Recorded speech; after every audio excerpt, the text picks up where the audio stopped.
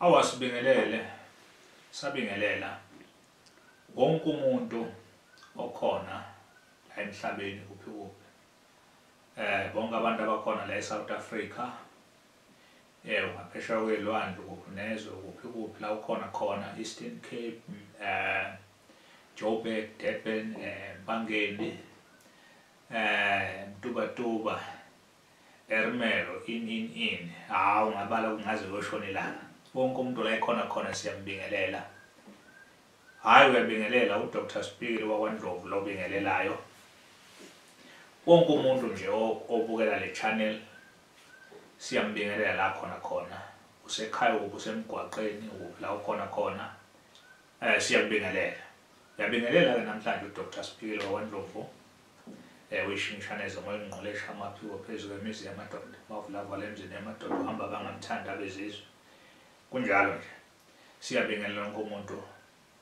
Cha ke sila kule video nje kule channel sikwaNdlovu la esikhona la la uthiwa kwa Dr Spikiri khona ikhola esikhona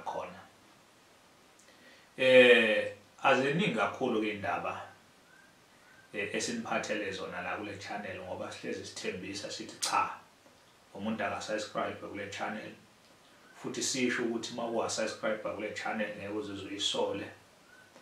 Kukodwa lokho kusubscribe kwakho kule channel kungakwenza ukuthi uphile nje noma ungakafiki la ekhaya ngenxa ukuthi inkinga lezi ezikuwe zosaba le power ela uDr Spikiri ngokuthi ubuka le channel.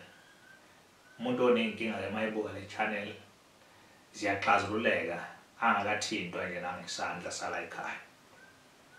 Namuhla ke ngizohlala endabeni mangabe sikhuluma ngezihloko ke la kule channel sikhuluma ngezihloko ngenxa ukuthi silandela abantu ibona abantu abashoyo ukuthi banaziphi inkinga evame ukubehlela bese sikhuluma ngazo ngoba lena i-channel yabantu kodwa kakhulu la kule channel kukhulunywa ngezinto ezinokuphila kule channel. Akukhulunywa ngezinto ezimbi futhi akukhulunywa ngenganekwane futhi asikhulumi ngezinto esixoxelwayo zona noma esike sizwe kuthiwa sikhuluma ngezinto esizaziyo esihlezi siyixazulula mihla namalanga sikhuluma ngey'nkinga abantu ababhekana nazo. Namhla ke nje sizokhuluma ngey'poki eziphuca umuntu imali. Isihloko yiso leso namhlanje singaso la isilwane noma isilwane esithathela umuntu imali. Mawuzwa umuntu ethi ayikhona kulahlekelwe imali. Ziningi indlela ke ezenza ukuthi umuntu alahlekelwe imali. Kodwa ke izipoki azithathi imali bukhoma kwesandleni ubhekile. Futhi kukancane ukuthi imali yakho ivele inyamalale nje. Kade uyibekela imali uyabheka isekho. Imali yomuntu kwenzakalani ke na? Ngenkathi imali ikhona noma ingakafiki noma inyanga ingakapheli. Kuye kwenzeke lento yokuthi kuvele inkinga kumuntu. Kuvele inkinga zibe yiningi ngesikhathi esisodwa. Okanye nonemali ayibekile noma wona nohlelo lokuthi mhlawumbe ufuna ukuyolobola, mhlawumbe ufuna ukuthenga imoto, mhlawumbe ufuna ukwenza ini yakho noma ufuna ukwakha. Ngalowo mzuzu loyo mhlawumbe imali yenze nje kuvele kube khona umuntu ogulayo noma kube khona umuntu oyisihlobo sakho seduze kwakho eshone. Thothi ayikho imali yokwenza iy'ndleko ze-funeral. Mhlawumbe kube khona umngane wakho ovelelwa inkinga nje enkulu osondelene naye. Uyabona ukuthi ayikho i-chance yokuthi ungamncintsha le mali. Usuthatha le mali wena ulungisa lokho. Kuvele inkinga ngeke ukwazi ukuyibalekela. Ngeke ukwazi ukugoloza nale mali ungayixazululi leyo nkinga leyo. Sisebenza kanjalo isilwane esithathela umuntu imali. Bakhona bathi asikho leso sikhona leso silwane. Kodwa isilwane sakha amacebo ngoba izipoki lezi zisebenza ngokomoya ziyabona ukuthi njengamanje wena khona imali onayo. Uthola ukuthi ke lezi zilwane zokwenza leyo nto kuphela iminyaka. Mawusuka lapho ke uthola ukuthi umuntu uhola 100,000, uhola 50,000, uhola 30,000 a month. Lowo muntu loyo uthola ukuthi mawumupha nje 200 rand ajabule into ongakazi uyibona noma uphi u50 rand ajabula bonke ubona ukuthi lo muntu akanayo le mali omunye ucela u100 rand nje kuye noma ucela u200 kuba umsebenzi ukuthi angakuphi u200 akanawo vele ngoba lo moya ahamba nawo walezi ibhoko ukwazi ukuthatha yonke le mali azagcina zabe nezikoloti ngaphezulu kule mali le esuke eyihola umoya omubi ke loyo okhona ophila kakhulu kubantu futhi oyimisayo kakhulu impilo zabantu leyo nto ke leyo iyakhandwa leyo nto leyo ikhandwa ngabathakathi leyo nto leyo bakwenzela leyo nto makukhona abantu nje besuke bekufela umona bayakwazi futhi ukuthi leyo nto babulale ngayikhaya lonke mangabe leyo nto ithathiwe yafaka egcekeni kuwena nonke kulowo mndeni lo uthola nenkinga zeyimali makusini imali aniyazi ukuthi uthola niyasebenza omunye umuntu uthola ukuthi uyasebenza uthi uyabheka impilo yakho ubona usize ubuka ngisho into ayigqokile ubona ukuthi ayikhona akanayo ngisho into yokushintsha usowoya omunye uhamba ngeenyawo akanayo ngisho imoto kodwa uyabona ukuthi abahola imali encane kunaye bagijima ngemoto into ke leyikhona lokho kuthiwa yibulawo maqede banifakela leyo nto uma kungenzeka futhi uthola ukuthi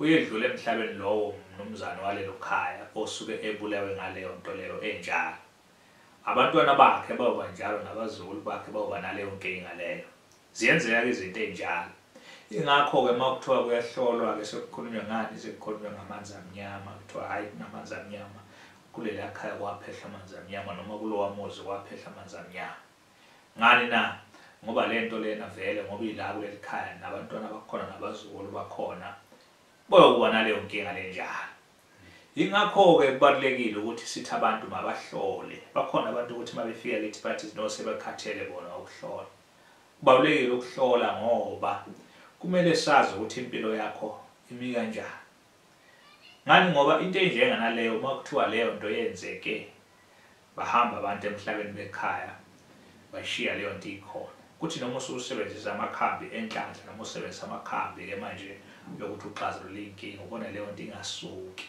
ngoba leyo nto leyo sekufana nokuthi seyinto yakhona kulowo muzi sekunabantu abaze bafa bangcwatshwa kulelo khaya leyo nto ikhona kubalekile ukuthi ke udokotela wesintu mawufika uyakwazi ukuthi ukuhlolele isizathu sokuhlola isuke sifuna ukuthola ukuthi inhlupheko yakhe idaleka kanjani iqhamuka ingabe lento lena kuthakathwe wena ngayo ngokuphila noma kuthakathwe umkhulu wakho noma ugogo wakho noma umbani wakho then sibe sesiyabona ngoba ukusebenza ngabantu abangasekho nokusebenza nabantu abaphilayo kunomehluko ingakho ubona bebaningi abantu abathi sebalahla ithemba kwakhona enyangeni abalithola usizo cha sifuna ukusho ukuthi cha nawe usugive up phela ungalingi ugive up into enjalo ikhona iyenzeka kubantu kuya ngokuthi umuntu inkinga yakhe mengalopho uhlobo bese kuba nenhlanhla ngoba phela nakho ukuthi uthole udokotela ozokusiza kuyinhlanhla kwesinye isikhathi uyamiyeka lo ozokusiza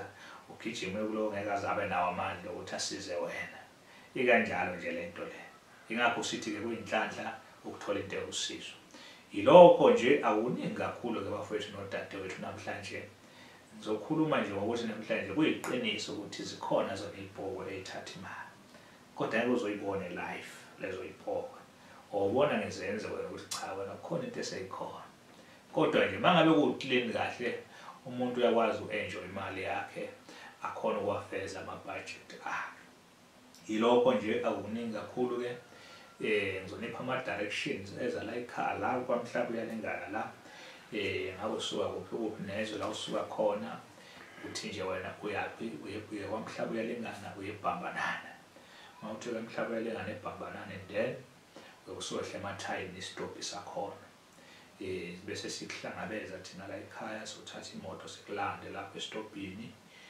noma ngabe usuka kuyiphi indawo la usuka khona kodwa umuntu uyakwamhlaba uyalingana uyebhambanana imhlaba uyalingana ke iduze kweJozi Mangusi Bhambanana inyini zinjalo indaba ilokho nje ukuningi kakhulu ukuhlola ke siyakhona ukuhlola simamhlolela umuntu noma ngabe kuthiwa umuntu kude siyakwazi ukuhlolela umuntu noma ekude engakafike eduze yize kunqoma kakhulu ukuthi uhlolele esigodlweni kodwa mawuxakekile kuphuthu yakhona umuntu simhlolele ekude ukuze mhlawumbe ngoba omunye uyavimbeka zimvalele inkinga angakwazi ukufinyelela uDr Spiki. Dinga ukuthi ke lowo muntu usemhlolele lapho ekudeni ekwazi ukuthi ethole namandla ukuthi azofika la kuDr Spiki. Yilokho nje awuningi kakhulu. Abantu ke laba abantu abathatha iziphakamiso ngiyagcizelela ngiyabakhumbuza ngoba bayazi abantu ukuthi la ekhaya kakhulu sidila nabantu esuke bafuna ukuphumelela, esuke bafuna ingcebo, esuke bafuna ukuphakanyiselwa iy'nhlanhla zabo. Ngiyabakhumbuza ukuthi bangayikhohlwa le mgomo engihlezi ngisho ukuthi bangajwayeli nje ukudla inyama yengulube ukuze izinto zabo zingaphazamiseki namabhizinisi yabo ney'nhlanhla zabo ney'ngcebo zabo. Yilokho nje akuningi kakhulu-ke. Ngicela ukuvalelisa mina, ngingakavalelisi ngicela kunipha iy'namba zami. Inamba kaDr Spiki-ke nje atholakala kuyona 071 106 9603. Angiphinde futhi 071 106 9603. Yilokho nje akuningi kakhulu. Ngane ngibambe evidweni elandelayo. Ningakhohlwa ukusubscribe kule channel. Ngiyabonga. Bye bye.